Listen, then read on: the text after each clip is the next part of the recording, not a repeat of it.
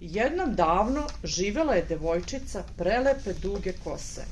Živela je u selu blizu šume sa svojom majkom. Jednom prilikom baka joj je poklonila prelep crveni kaputić koji je imao crvenu kapuljaču. Zato su je svi u selu zvali Crvenkapica. Jednoga dana. Nisi li me zvala, mama? Da, Crvenkapice, tvoja baka je jako bolesna. Želim da odeš do njene kućice i odneseš tvoje korpicu s malo hljeba, meda i kolača. Da, mama. Ne zaustavljaj se u šumi i nemoj razgovarati sa nepoznatima. Učini kako ti kažem. Moraš ići ravno do bakine kuće. Direktno. Da, mama. Crvenkapica je krenula kroz šumu s korpicom u ruci za svoju baku koja je živjela u susednom selu. Putem je ugledala mnogo lepog cveća.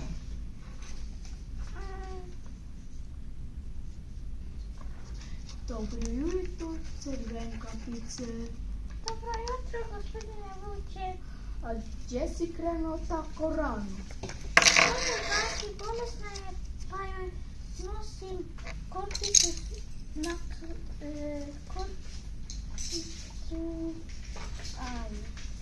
korpicu s malo hljeba, meda i kolača.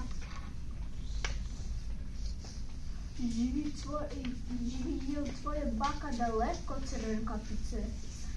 Ma ne, gospodine Vuče, živi blizu s druge strane šume, u prvoj kući na kraju selu, u onoj kući s belim vratima.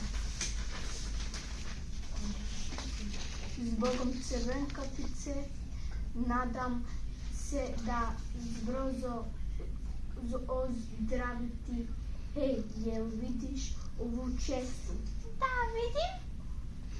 Samo prati ovu čestu i ona će te dovesti do bakine kuće. Hvala! Vidimo se. Ho, ho, ho, ho. Crvenkapica nije poslušala majčin savjet, nego je nastavila brati cveće. U međuvremenu je vuk pokucao na vrata bakine kućice. Kuc, kuc, kuc. Ko je? Ja sam Crvenkapica, donela sam ti kotlu sa malo hleba, meda i kolačica. Uzmi, moli Angela, otkad? Tad nisam pitala. Čim je vuk ušao, progutao je baku, obukao je njenu spavačicu, uskočio u bakin krevet i čekao Crvenkapicu. Nekoliko minuta kasnije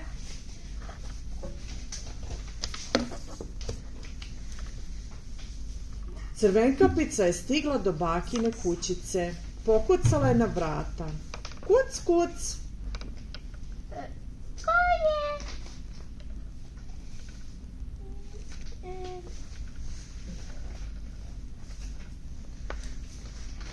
Šta kaže Crvenkapica?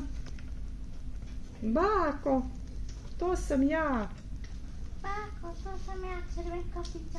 Donijela sam ti korpicu, malo hljeba, meda i kolača. Budi moja mali atlove. Crvenkapica je ušla u kućicu. Odmah je otišla do bakine sobe. U krevetu je čekao vuk, prerušen u bakinu spavačicu.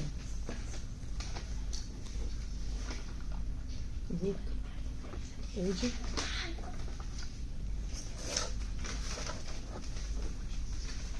Vuk, uđi, moj mali anđele. Uđi moj mali atlove. Odmori se malo. Crvenkapica je sela na stolicu i pogledala prema baki. Tvoj glas zvuči tako čudno, jesi li dobro? Malo sam prehladna. O, kako velike uši imaš, bako. Da te bolje čujem. A kako samo velike oči imaš? da te bolje vidim. O, bako, a kako velike zube imaš? Da te mogu da pojesti, ho, ho, ho, ho. Vuk je progutao Crvenkapicu, a onda zaspao. U međuvremenu je lovac Luka prolazio pored bakine kućice, ugledao je otvorena vrata, pa ušao unutra tražeći staricu. Umesto nje ugledao je Vuka. O ne, Vuk je tvoj bako, ali sad slova. Dohvatio je lovac Vuka i naterao ga da ispljune jadnu baku i Crvenkapicu, koje su srećom još uvijek bile u jednom komadu. Hvala od srca. Ako bude ploh Crvenkapice, uvijek posto stati maka kaže.